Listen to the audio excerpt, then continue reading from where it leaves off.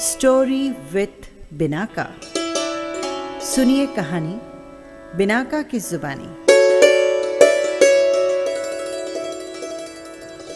पौराणिक कथा में आज आप सुनिए ऊपछठ व्रत कथा।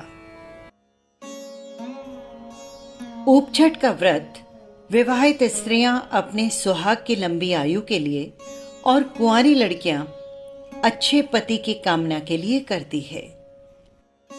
भाद्रपद महीने के कृष्ण पक्ष की छठ को ऊपछठ का पर्व मनाया जाता है। ऊपछठ को चंदन षष्ठी, चना छठ और चांद छठ के नाम से भी जाना जाता है।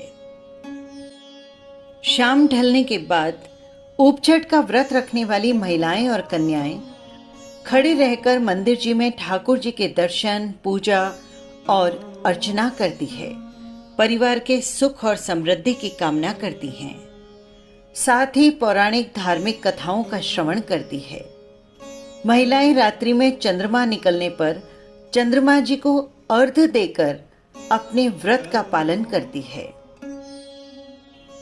सूर्योदय से लेकर चंद्रोदय तक खड़े रहने के कारण इस व्रत को ऊपछठ भी कहा जाता है।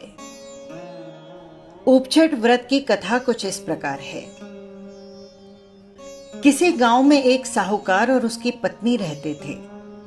साहूकार की पत्नी महीने में 3 दिन रजस्वला होने पर भी सभी प्रकार के काम कर लेती थी। रसोई में जाना, पानी भरना, खाना बनाना और वो सब जगह हाथ लगाती थी। उसके एक पुत्र था। पुत्र की शादी के बाद साहूकार और उसकी पत्नी की मृत्यु हो गई। अगले जन्म में साहूकार ने एक बैल के रूप में और उसकी पत्नी ने कुतिया के रूप में अपने ही घर में जन्म लिया और ये दोनों अपने पुत्र के घर में रहने लगे। बैल से खेतों में हल जुताया जाता और कुतिया घर की रखवाली करती। एक दिन की बात है, श्राद्ध का दिन था। पुत्र ने बहुत सारे पकवान बनाए, खीर भी बनी। अचानक कहीं से एक चील, जिसके मुंह में एक मरा हुआ सांप था, उड़ती हुई वहां आई और वो सांप चील के मुंह से छूटकर खीर के बर्तन में गिर पड़ा। बुढ़िया ने ये देख लिया।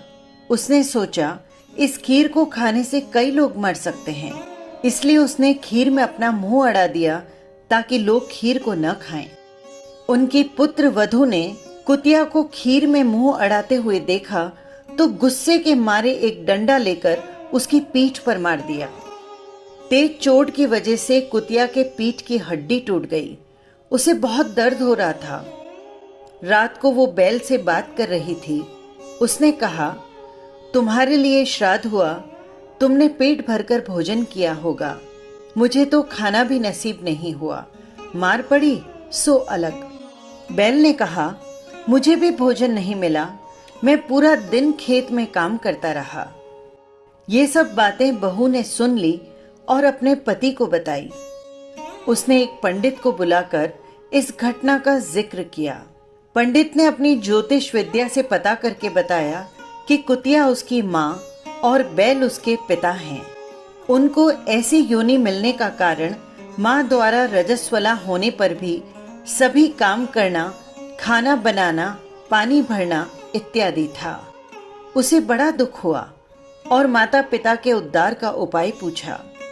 पंडित ने बताया कि यदि उसकी कुंवारी कन्या भाद्रपद कृष्ण पक्ष की षष्ठी यानी ऊपछठ का व्रत करे, शाम को नहा धोकर पूजा करे और उसके बाद बैठे नहीं, चांद निकलने पर अर्घ्य दे, अर्घ्य देने पर जो पानी गिरे वो पानी बैल और कुतिया को छुआ दे तो उनको मोक्ष हो जाएगा।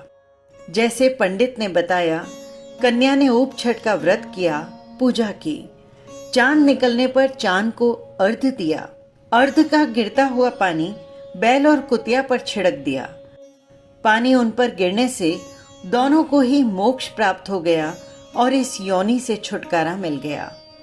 हे ऊपछठ माता, जैसे इन लोगों का उद्धार किया वैसे ही सभी का उद्धार करना।